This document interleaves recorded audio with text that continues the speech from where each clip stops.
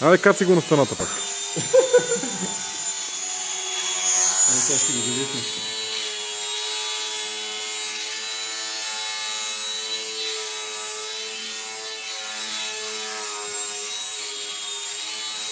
Има тенденция май наляво да се завърта. Има тенденция, усуква го малко мотора като че.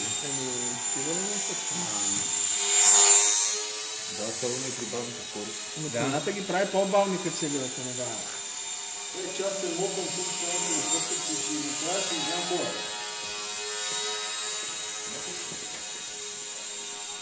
Той Христо ми е викал, а ти всичко просто ще е едно такова. Ето да бе. Правилно, екстрата как е? Екстрата ми е по-послушна. Това по-клати крилата. Това е нещо, да. Заради спирачки. Не е ясно доколко, при висенето не би трябвало, те нямат роля тогава.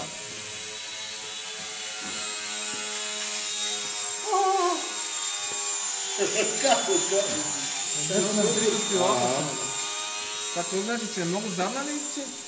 Добре, дай да го пробваме и трябваше да го пробваме първо без спирачките. Ема не, по-бързи, не оставите в леко висенето. Да. Това е лесно много ги махне, ама...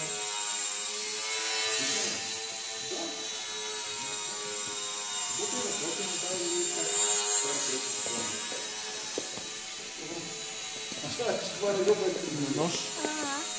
Но, тати, страхотни цветя правиш.